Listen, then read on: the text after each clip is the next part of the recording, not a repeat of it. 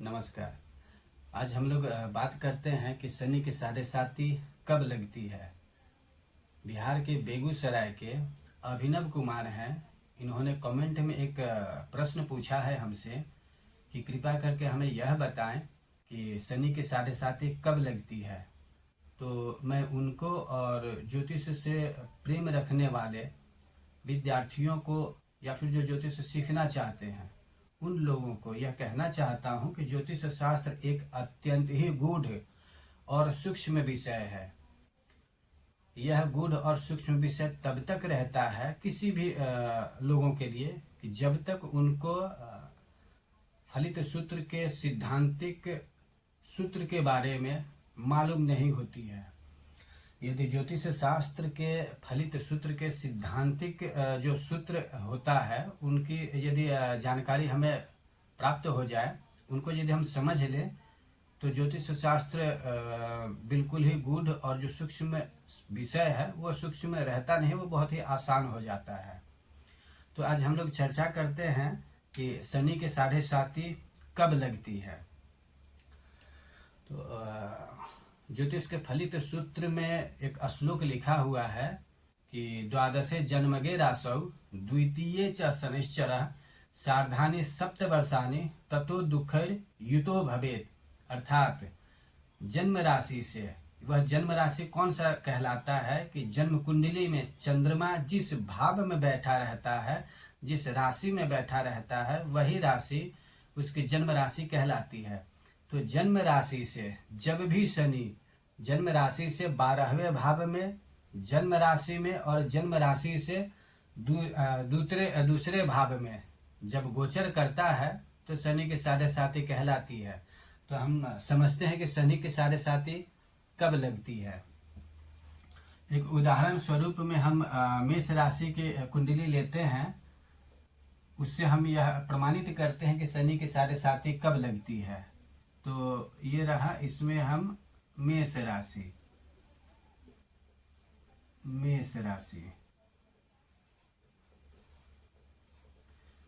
किसी भी कुंडली में 12 भाव होते हैं और 12 राशियां इन भावों में ही भ्रमण करता है। वो किसी भी भाव में कोई भी राशि जा सकता है। जैसे कि मेष राशि हो गया, मेष, वृष, मिथुन, कर्क, सिंह, कन्या, तुला, वृश्चिक, धन, मकर, कुंभ और मीन। ये है 12वां भाव। 12वां भाव, ये 12वां भाव जन्म राशि से ये 12वां भाव हुआ। तो श्लोक कहता है द्वादशे जन्मगे रासौ, मतलब जन्म राशि से 12वें भाव में जब शनि गोचर काल में प्रवेश करता है, शनि गोचर काल में प्रवेश करता है तो शनि की साढ़े साती लग जाती है। तो ये शनि की साढ़े साती जब का ये पहला पार्ट होता है, पहला पार्ट होता है जो शनि की प्रथम ढैया कहलाती है। इसमें 2.5 साल शनि रहने के बाद शनि फिर अपना राशि परिवर्तन करके मेष राशि में यहाँ आ जाएगा। शनि यहाँ आ जाएगा, जो शनि की साढ़े साती की दूसरी ढैया कहलाएगी, दूसरी ढैया। अब इसमें 2.5 वर्ष रहने के बाद फिर शनि अपना राशि परिवर्तन करके जन्म राशि से दूसरे भाव में आएगा, दूसरा भाव।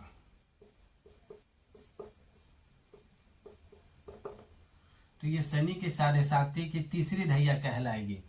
साढ़े साती हो जाता है इसलिए कि इसमें 2.5 वर्ष, 2 वर्ष 6 माह यहाँ, फिर 2 वर्ष 6 माह यहाँ और 2 वर्ष 6 माह यहाँ। ये लगातार राशि परिवर्तन जो ढाई वर्ष के बाद करता है, तो यह अपनी पूर्ण 7.5 वर्ष में इन 3 भावों को भोग कर ये अपना तीसरे भाव में प्रवेश कर जाता है। तो ये लगातार 3 भावों में 7.5 वर्ष तक रहने के कारण शनि की साढ़े साती कही जाती है। यदि किसी एस्ट्रोलॉजर के द्वारा किन्हीं भी व्यक्ति के कुंडली के बारे में जो फलादेश किया जाता है, यदि वह फलादेश उस व्यक्ति के जीवन से तालमेल यदि नहीं खा रहा हो तो निश्चित है कि उस एस्ट्रोलॉजर के पास फलित सूत्र सिद्धांतिक ज्ञान की कमी है। यह कमी के ही कारण किसी भी एस्ट्रोलॉजर के द्वारा बताया गया फलादेश व्यक्ति विशेष के ऊपर नहीं घटता है। तो यह उस एस्ट्रोलॉजर की कमी है, ना कि हमारे ज्योतिष शास्त्र की। ज्योतिष शास्त्र के सिद्धांत में यह लिखा गया है कि प्रत्यक्षम भास्करम देवम प्रत्यक्षम द्विज दैवतम प्रत्यक्षम ज्योतिषम शास्त्रम साक्षिणव चंद्र भास्करव।